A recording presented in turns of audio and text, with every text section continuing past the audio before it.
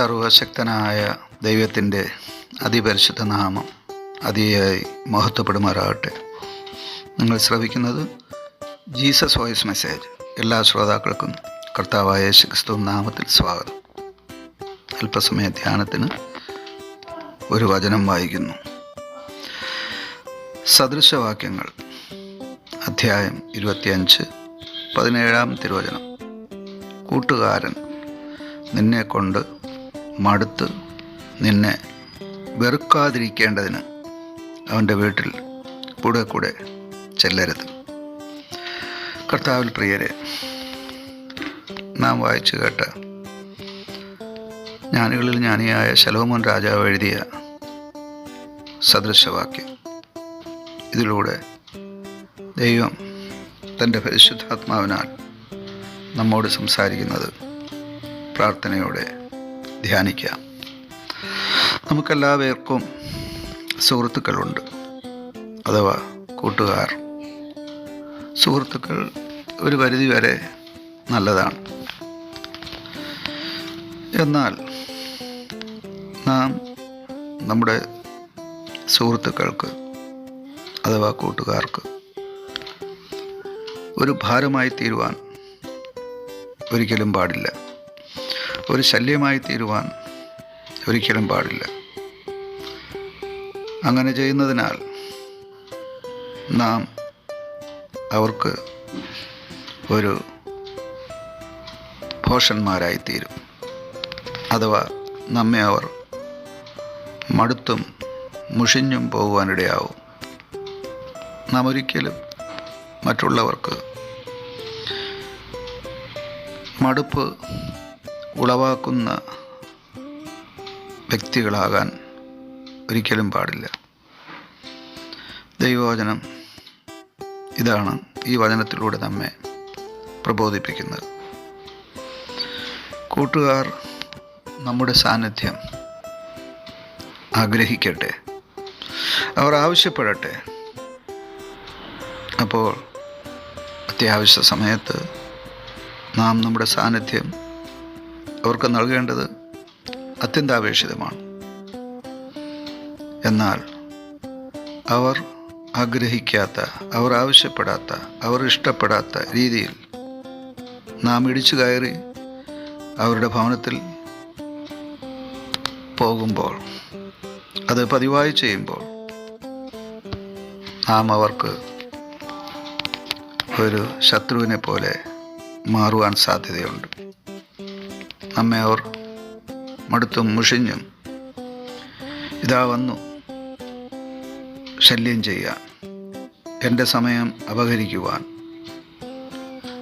എൻ്റെ വ്യക്തിപരമായ അഥവാ പ്രൈവസി കവർന്നെടുക്കുവാൻ, എനിക്കൊരു ഭാരമായി തീരുവാൻ എന്നൊക്കെ അവർ ചിന്തിക്കുവാൻ സാധ്യതയുണ്ട്. ഇവിടെ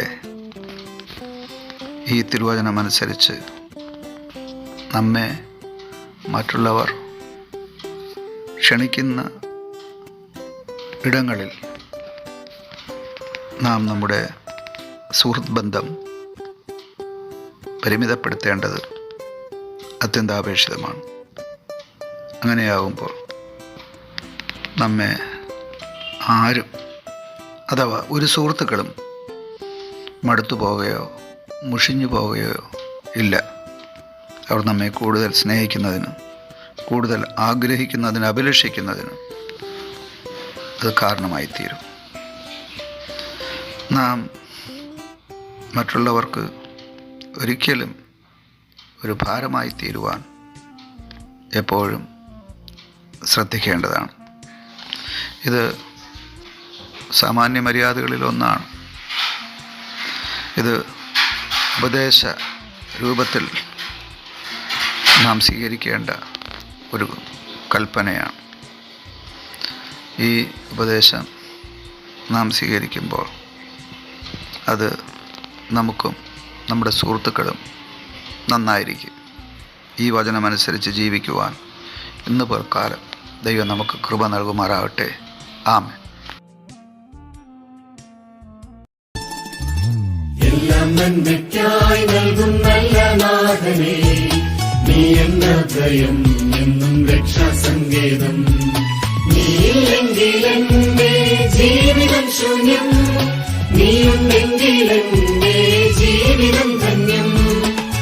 എല്ലാം നന്മയ്ക്കായി നൽകും നല്ല നാഥനേ, നീ എന്ന ഭയം എന്നും രക്ഷാസങ്കേതം. നീയില്ലെങ്കിൽ എന്റെ ജീവിതം ശൂന്യം, നീയുണ്ടെങ്കിൽ എന്റെ ജീവിതം ധന്യം.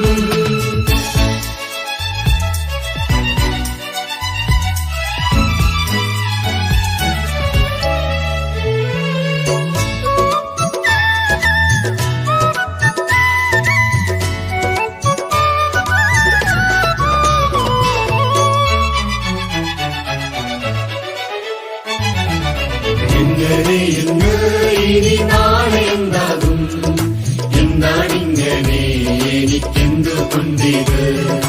എങ്ങനെ ഇന്ന് ഇനി നാളെ എന്താകും, എന്താണിങ്ങനെ എനിക്കെന്തുകൊണ്ടിത്? നിലവുകളെല്ലാം മുന്നമേ അവൻ അറിഞ്ഞവരുള്ളിൽ ധൈര്യമതേകി.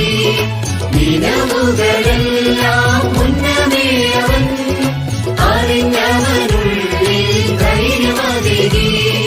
വഴി നടത്തി എത്ര അതിശയമായി, നന്ദിയുണ്ടെന്നും നാഥാ നിൻ കൃപ മതി.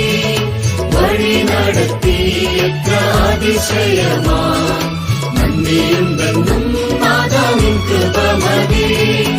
എല്ലാം നന്മയ്ക്കായി നൽകും നല്ല നാഥനേ, നീ എന്ന ഭയം എന്നും രക്ഷാസങ്കേതം. നീയില്ലെങ്കിൽ എന്റെ ജീവിതം ശൂന്യം, നീയുണ്ടെങ്കിൽ